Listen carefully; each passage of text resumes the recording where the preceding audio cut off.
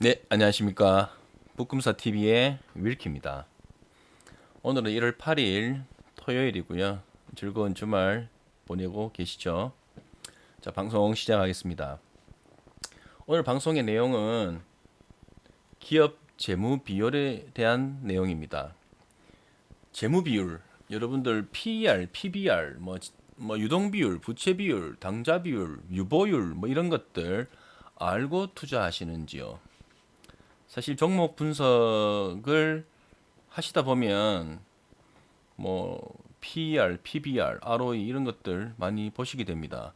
사실 개념 모르시고 투자하시게 되면 큰 손실 보시기 십상입니다.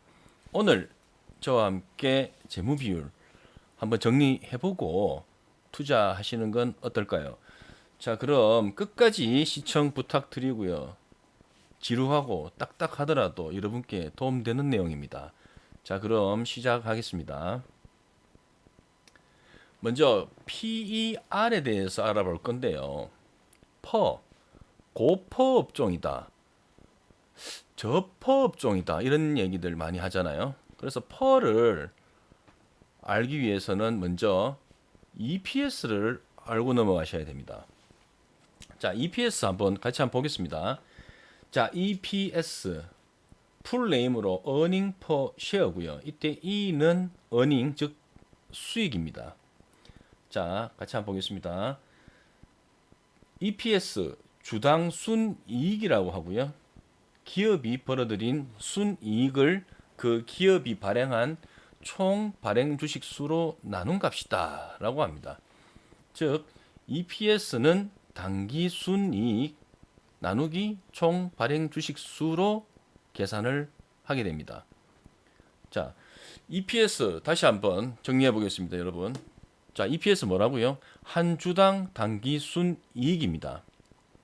구하는 공식은요. 기업이 1년간 벌어들인 총 당기 순이익에서 뭐로 나눈다고요? 총 발행 주식 수로 나눈 값을 EPS라고 합니다.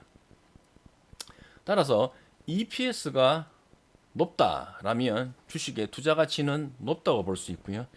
그리고 EPS가 높다는 것은 그만큼 경영 실적이 양호하다, 우량하다라고 볼 수 있고 배당 여력도 많으므로 주가에 긍정적인 영향을 미칠 수가 있습니다.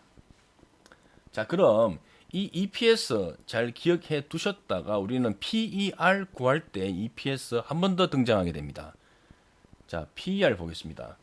PER은 Prime Price Earning Ratio라고 합니다. 자, 다시 P는 Price고요. E는 Earning, R은 Ratio입니다. 자, PER 주가 수익 비율이라고 하는데요. 이때 PER은 특정 주식의 주가를 주당 이익으로 나눈 수치로 주가가 한 주당 수익의 몇 배가 되는가를 나타냅니다. 자, 이 말 어렵지 않습니까? 그죠? 아까 전에 우리가 뭘 봤죠? EPS를 봤습니다. EPS가 뭐라고요? 한 주당 당기 순이익이었습니다. 자, 이때 PER은 그러면 어떻게 구하냐? 다시 한번 볼게요. PER은 주가를 주당 이익으로 나눈 값입니다. 즉 주가가 분자에 있고요. 분모에는 EPS가 들어가게 됩니다. 이해되시겠습니까? 자, 다시 구하는 공식은요. 주가를 한 주당 순이익으로 나눈 값이 PER입니다. 이걸 또 다르게 표현하면은 해당 주식의 시가총액을 당기순이익으로 나눈 값도 주가 수익 비율 즉 PER이라고 할 수 있습니다. 자, 이때 PER이 뜻하는 바가 뭐냐라고 보면 예를 들어서 어떤 기업의 주식 가격이 10만 원이다 라고 했을 때 한 주당 순이익이 만 원이라면 이때 PER 값은 계산을 하게 되면 10이 나오게 됩니다. 이 말은 여러분들이 투자하는 기업의 주가가 해당 기업이 10년 동안 지금과 같이 수익을 벌어들이게 되면 내가 투자한 주가만큼 돌아오는구나 이렇게 표현하시게 됩니다. 즉, PER이 10이다. 내 주가만큼 벌어들이려면 이 기업은 10년 걸리겠구나 이렇게 생각하시는 겁니다. 이해하기 쉬우시죠? 그러면 PER 값은 어떻게 높으면 좋을까요? 낮으면 좋을까요? 당연히 낮으면 좋은 겁니다. 낮으면 저평가되어 있다라고 표현할 수가 있는 겁니다. 그래서 보통 신문 기사에서 올해는 고퍼 업종의 차익 실현 매물이 많이 나올 가능성이 있다라고 했을 때는 벌어들이는 수익, 어닝보다 주가가 고평가되어 있기 때문에 고점에 있기 때문에 올해는 매도 물량이 나올 수가 있다 이렇게 해석을 하시면 되는 겁니다. PPT 다시 한번 보겠습니다. 이때 PER이 높다는 것은 주당 이익에 비해 주가가 높다는 것을 의미하고 PER이 낮다는 것은 주당 이익에 비해 주식 가격이 낮다는 것을 의미합니다. 그러므로 PER이 낮은 주식은 앞으로 주식 가격이 상승할 가능성이 크다라고 합니다. 그렇다면 여러분들 궁금증이 생깁니다. 아니 PER이 어떤 기준에서 높다, 낮다를 알 수 있는 거냐? PER이 10이면 높은 거냐, 낮은 거냐? PER이 5면 높은 거냐, 낮은 거냐? 궁금합니다. 저는 이렇게 한번 적어봤습니다. 그렇다면 업종 평균 대비 어떨까를 한번 살펴보는 겁니다. 그러니까 기준이 업종 평균을 기준으로 두고 확인해 본다는 말이죠. 그러면 업종 평균 PER은 어디서 보는 게 좋을까요? 알아서들 찾아보시면 되는데 저의 경우에는 삼성증권 예를 들어서 네이버에 삼성증권 치셔가지고 삼성증권 홈페이지를 들어가게 됩니다. 홈페이지 들어가게 되면 이런 화면이 뜨게 되는데요. 상단에 트레이딩이라는 이게 항목이 있습니다. 요걸 클릭하셔서 살펴보시면 상장 기업 분석이라는 것이 있습니다. 나머지는 자물쇠가 잠겨져 있는데 그거는 로그인을 해서야만 볼 수가 있는 것들이고 비로그인이라도 볼 수 있는 거는 요 트레이딩 안에 상장 기업 분석은 비로그인이라도 볼 수가 있으십니다. 거기 들어가게 되면 이런 화면이 뜨게 됩니다. 여기에 종목명이나 종목 코드를 입력하게 되면 해당 기업에 대한 분석 자료가 나오게 되는데 일부를 일단 캡처해서 보여드리는데 삼성증권을 보니까 PER 값은 7.56이고 업종 PER 값은 6.05 PBR 값은 0.72 이렇게 나오고 있네요. 그래서 방금 말씀드렸던 것처럼 PER이 높다 낮다를 판단할 때 업종 평균을 기준으로 두고 높다 낮다를 판단하면은 조금 더 수월하실 것 같습니다. 그래서 저는 이 방법을 조금 쓰고 있고요. 그러면 기왕 삼성증권 나온 김에 한번 볼까요?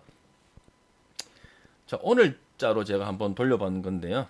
업종 PER은 6.05인데 반해 삼성증권의 PER 값은 현재 7.56이라고 되어 있네요. 여기에서 12M PER은 1년 12달 이후에 추정 PER 값, 즉 지금은 7.56이지만 앞으로 벌어들이는 수익을 예측해서 추정해보니 12개월 뒤에는 PER 값이 4.91이 될 거다라는 게 12M PER이라는 내용입니다. 그래서 이걸 보셔도 되고 아니면은 현행 PER을 보셔도 되고 어쨌든 업종 PER을 기준으로 해서 높다 낮다를 판별한다라고 생각하시면 될 것 같습니다. 그러면 PBR을 볼 건데요. 제가 지난번 방송에서 가치주, 성장주 얘기를 할 때 가치주에 대해서는 저는 이렇게 설명을 했습니다. 내재 가치보다도 현재의 주식의 가격이 낮은 경우를 가치주라고 설명을 했는데 이때 내재 가치는 대부분 장부 가치, 즉 순자산을 보통 이야기를 하는 경우가 많다라고 했습니다. 그래서 일단은 그 가치주를 평가할 때 PBR 값을 많이 동원하게 되는데 PBR 값이 낮다, 높다라고 평가를 했을 때 높으면 가치주가 아닌 거고 낮으면 가치주에 포함된다라고 또 설명하실 수가 있거든요. 그래서 일단 PBR도 상당히 중요한 지표이기 때문에 짚고 넘어가셔야 됩니다. 그래서 PBR 한번 살펴보겠습니다. 또 PBR을 보기 전에 방금 전에 PER을 보기 전에 우리가 EPS를 먼저 봤던 것처럼 PBR을 보기 전에는 BPS를 먼저 보셔야 됩니다. 자, BPS 뭐냐? 풀네임 같이 한번 보겠습니다. 자, Book Value Per Share입니다. 이때 book은 그냥 장부라고 생각하십니다. 그리고 value는 가치죠. 그리고 장부 가치 per share다. 이렇게 생각하시면 됩니다. 자, 우리나라 말로는 주당 순자산 가치인데 내용은 그렇습니다. 기업의 순자산을 발행 주식 수로 나눈 것. 언뜻 이해가 조금 어렵죠. 그래서 그림을 한번 동원해 봤습니다. 여기에서 요 그림을 먼저 보고 다시 할게요. 자, 방금 전에 자 BPS를 어떻게 구한다고요? BPS는 주당 순자산 가치입니다. 근데 BPS를 구하는 공식은 순자산, 즉 요 부분 우리가 요 그림을 앞으로도 계속 보시게 될 건데 오늘 영상에서 말이죠. 요 그림은 재무제표를 나타내는 그림입니다. 재무제표를 차변과 대변으로 나누게 되면 기업의 총 자산을 차변으로 두고 대변에는 부채와 부채를 뺀 자기 자본으로 구성을 하게 됩니다. 이때 자산에서 부채 빼면 자기 자본 즉 순자산이라고 하는데 방금 전에 저희가 BPS를 보시고 계셨잖아요. 이때 BPS는 이 자산에서 부채를 뺀 순자산, 이 순자산에서 총 발행 주식 수로 나눈 값, 즉 한 주당 순자산을 구할 수가 있는데 그것이 BPS다라고 보는 겁니다. 자, 이해가 언뜻 잘 되지가 않습니다. 그죠? 자, 다시 한번 BPS 보겠습니다. BPS가 뭐냐? 기업의 순자산, 즉 총 자산에서 부채를 뺀 순자산, 이 순자산을 기업의 총 발행 주식 수로 나눈 값을 BPS라고 한다라고 하는 것입니다. 같이 한번 보겠습니다. 자, 기업의 총 자산에서 총 부채를 뺀 것이 자기 자본인데 여기서 상표권, 영업권 등 무형 고정자산과 배당금, 임원, 상여금 등 사회 유출분을 제외하면 순자산이 된다. 이때 순자산을 발행 주식수로 나눠서 산출한 것이 주당 순자산 가치 BPS라고 하고 청산 가치라고도 불린다. 내용은 어렵지만 여러분들 요 그림 기억해 두셨다가 자산에서 부채 빼면 순자산인데 이 순자산을 총 발행 주식 수로 나누니까 그럼 한 주당 순자산이 나오겠구나. 그게 뭐라고? BPS구나라고 생각하시는 겁니다. 자, 그러면 자, PBR 보겠습니다. PBR Plain Price on Book Value Ratio입니다. 자, 다시 Price는 뭐라고요? Price는 주가입니다. 방금 전 슬라이드에서 PER은 플레임이 어떻게 됐죠? Price earning per share였습니다. 그죠?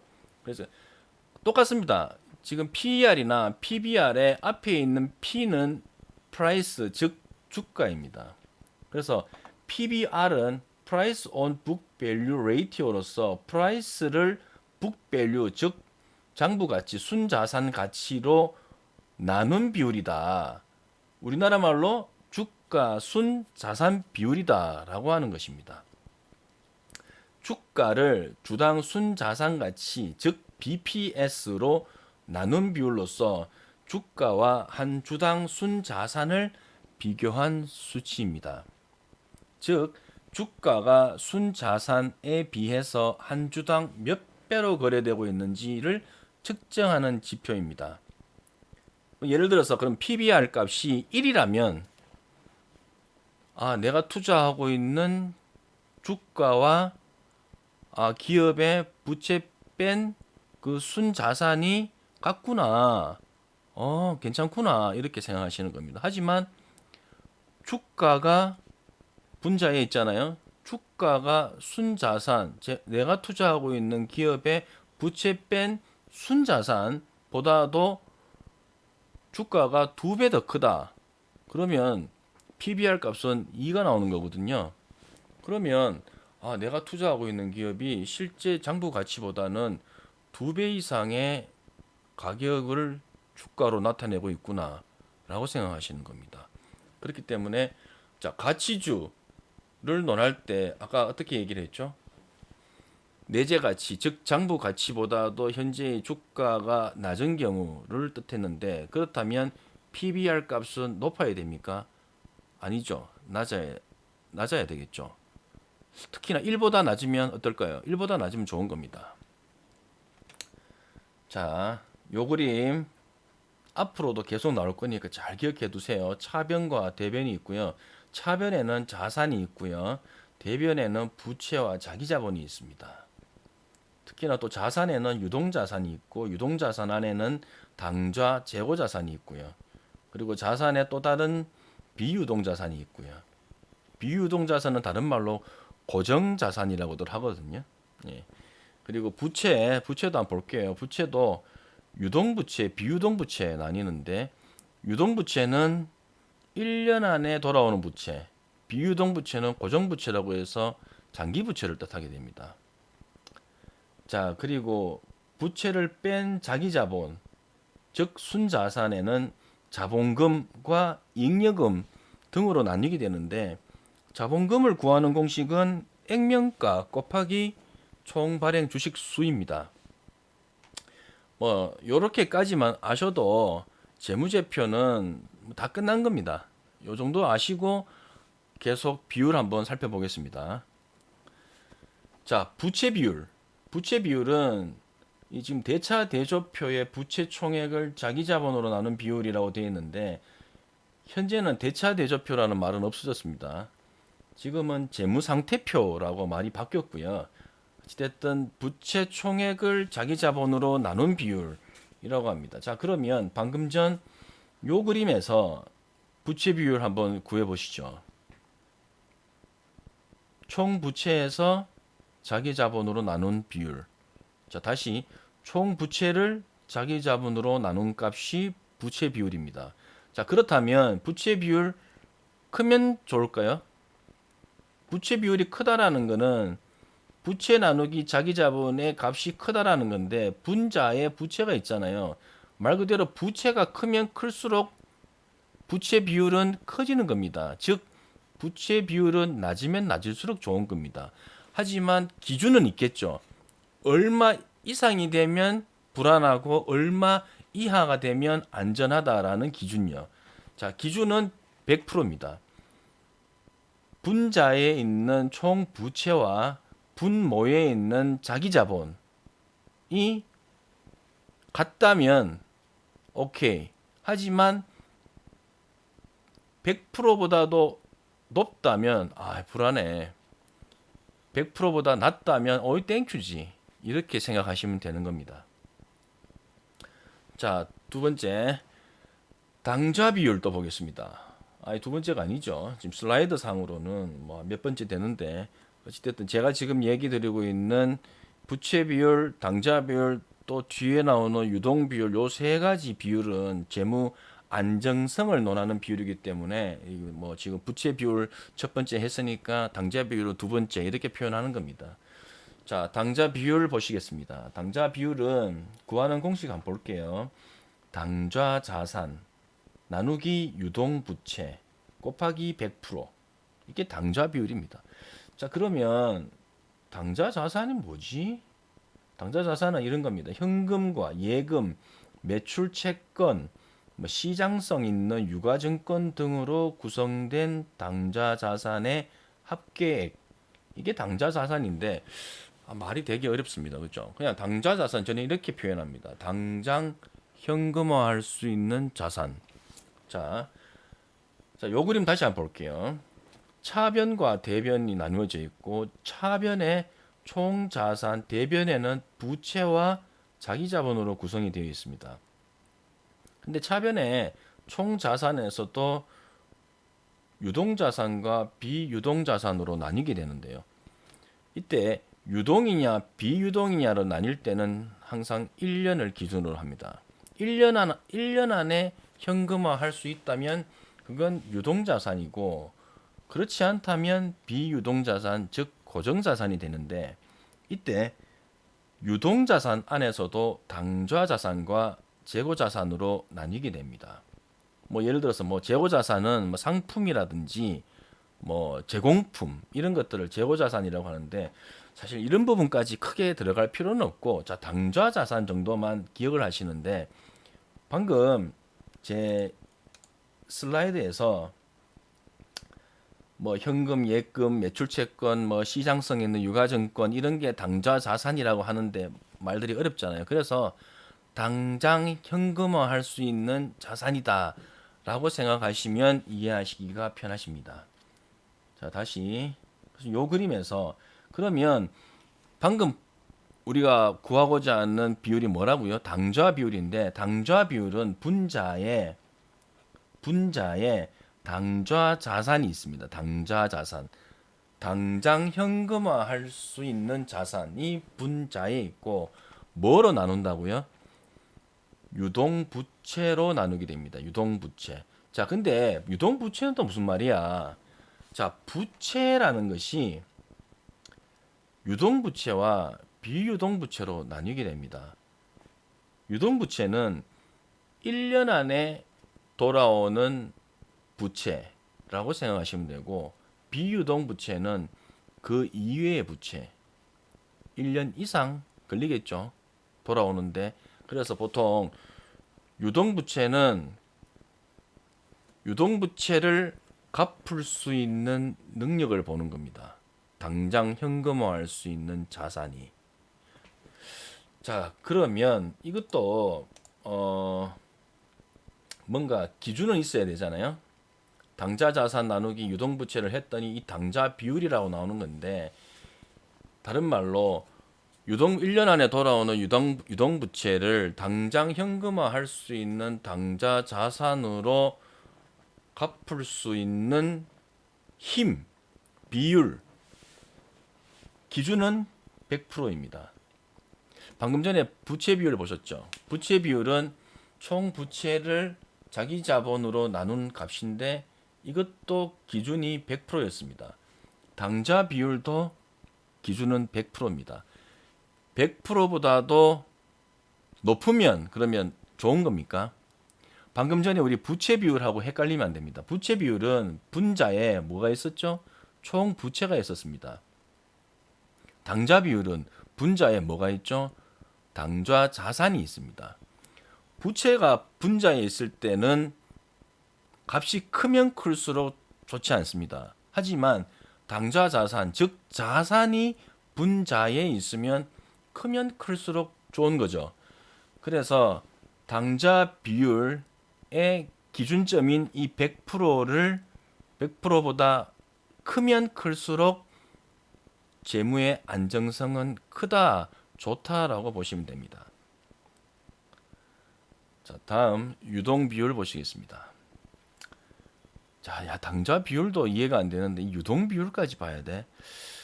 참 그렇습니다. 근데 유동 비율도 이 재무제표라든지 재무상태표, 뭐 재무 비율 분석 뭐 이런 거 할 때 유동 비율도 간혹 나오기 때문에 아시는 게 좋습니다.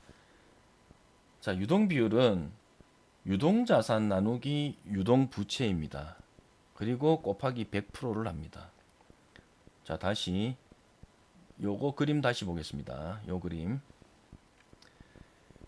자, 차변과 대변으로 나뉘고 차변에는 자산이 있고 자산에는 유동자산과 비유동자산으로 나뉘고 대변에는 부채와 자기자본으로 나누는데 부채에는 유동부채와 비유동부채로 나뉘게 된다.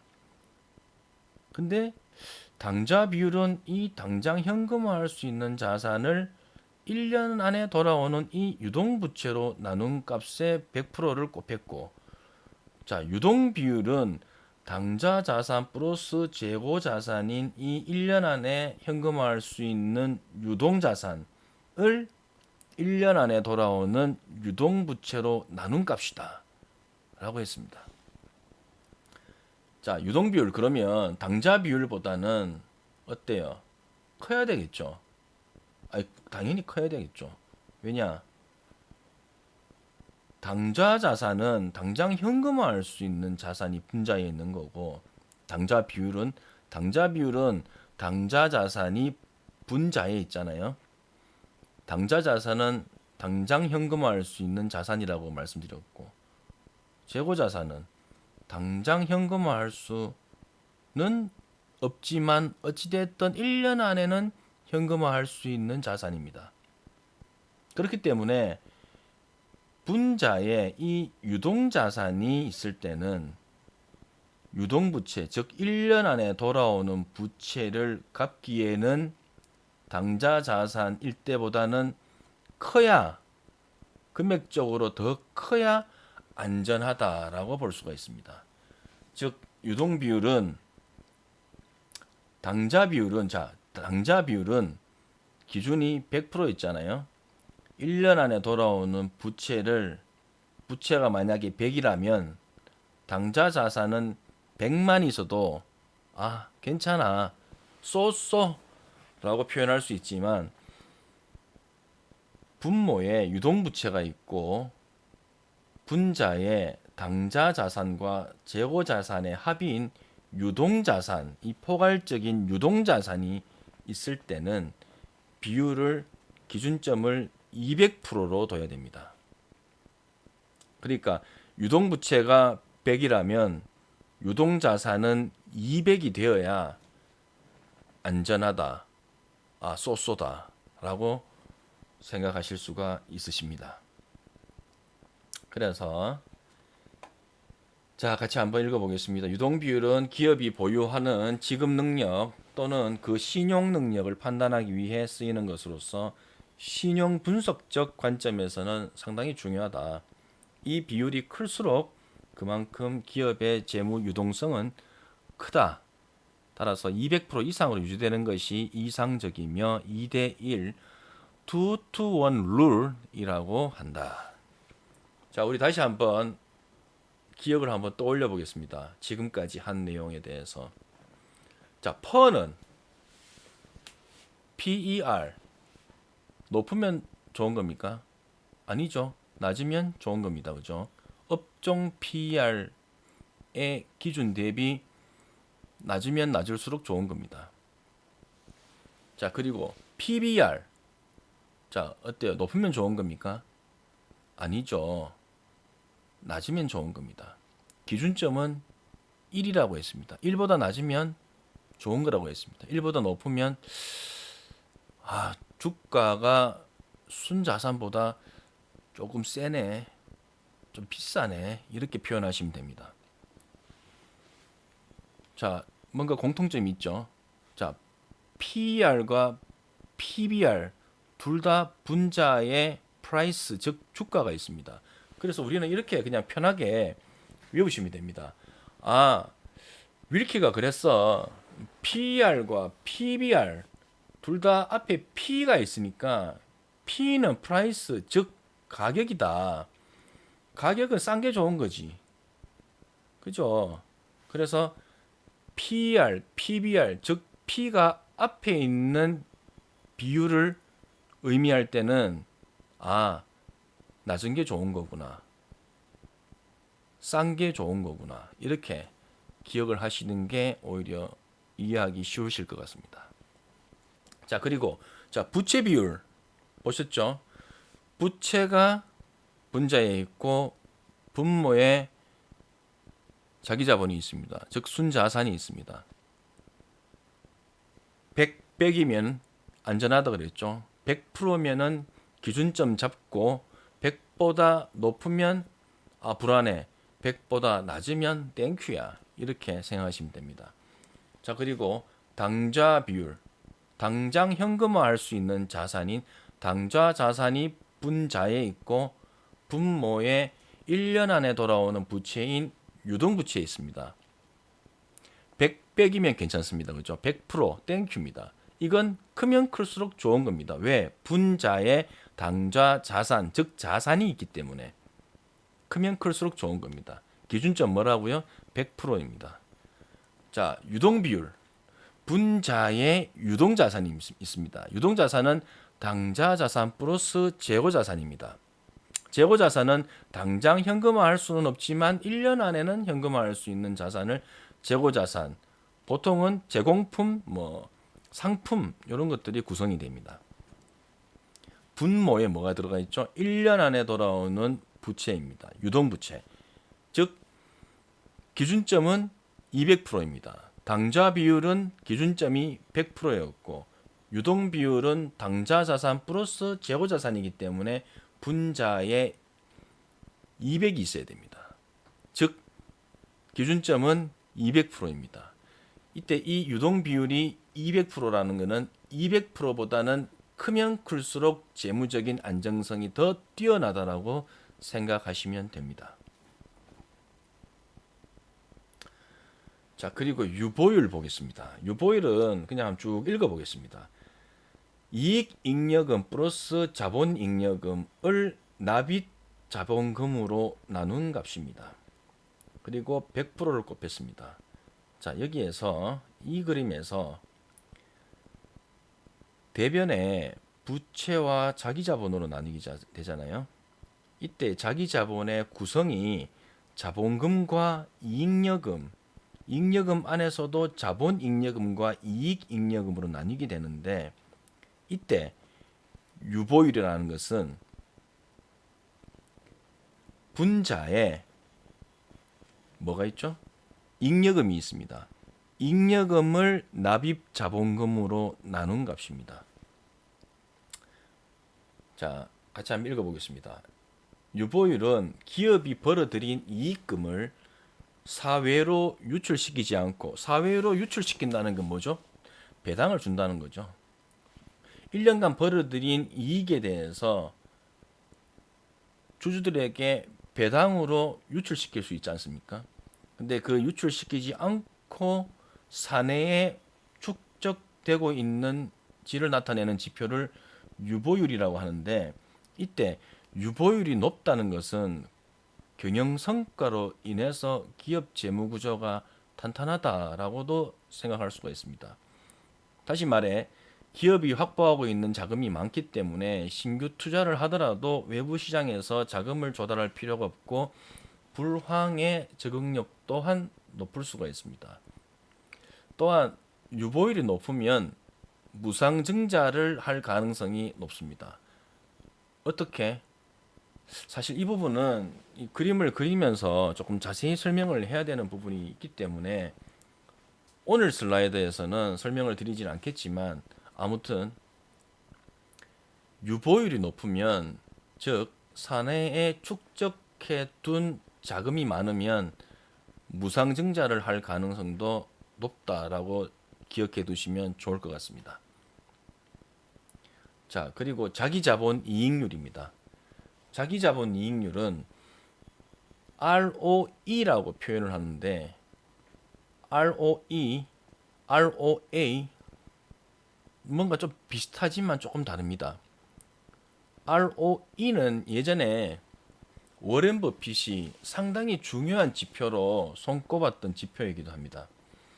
ROE는 구하는 공식은 당기순 이익에서 자기 자본으로 나눈 값에 100을 곱한 값입니다.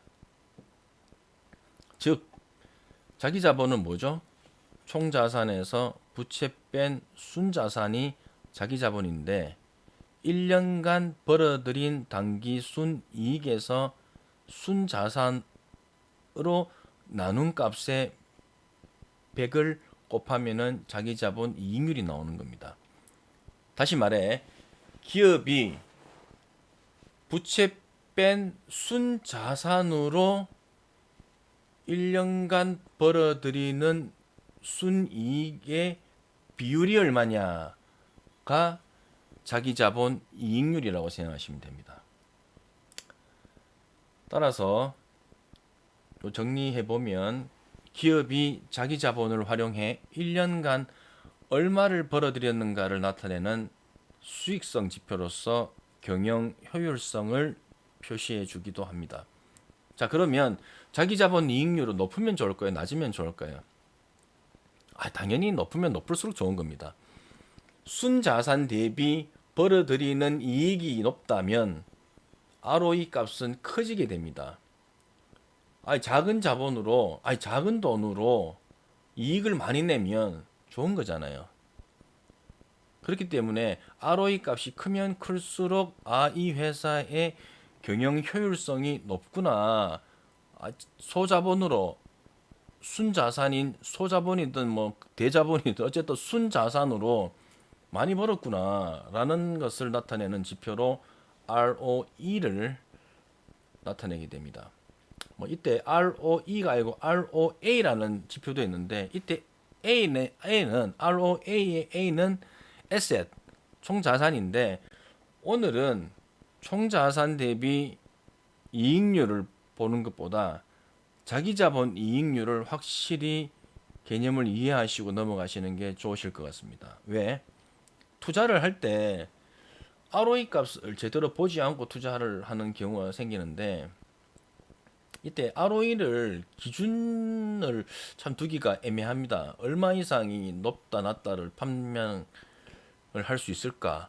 좀 어렵습니다. 하지만 저의 경우에는 뭐 일단 10 이상이면 좋겠지만 적어도 자, 시장금리 지금 현재 시장금리가 뭐 보통 지금 기준금리는 1%잖아요.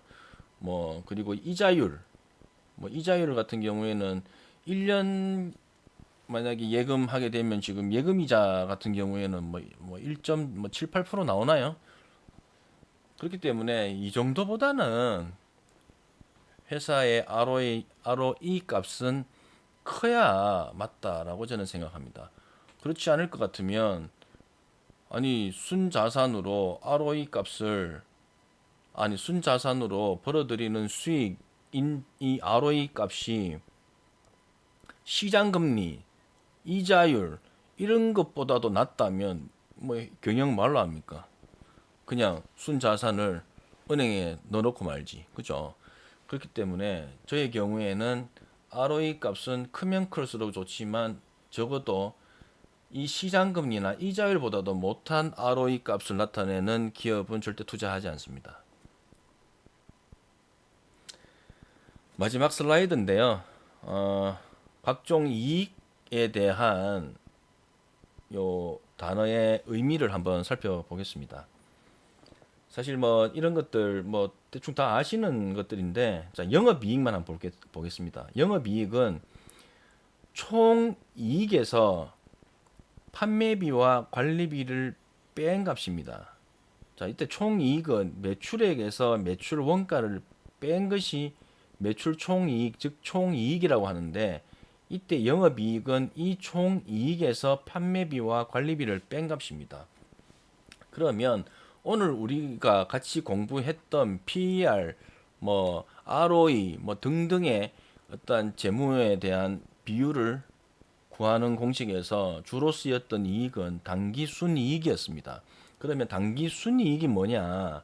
당기순이익은 이 영업이익에서 영업 외 수익을 더하고 영업 외 비용을 뺀 값이 경상이익인데 이 경상이익에서 특별 이익을 더하고 특별 손실을 뺀 값에 최종적으로 법인세까지 빼고 나면 당기순이익을 구하게 됩니다. 그래서 자, 우리는 기억을 할 때 어떻게 기억을 하시냐면 영업이익이라는 것은 총이익에서 판관비를 빼면 영업이익이구나. 그래서 영업이익률 이런 어떤 이야기가 나오면 총이익에서 판매비, 관리비를 뺀 이 영업이익이 총 매출액에서 차지하는 비율이 얼마냐라는 것을 나타낼 때 영업이익률이라고 합니다.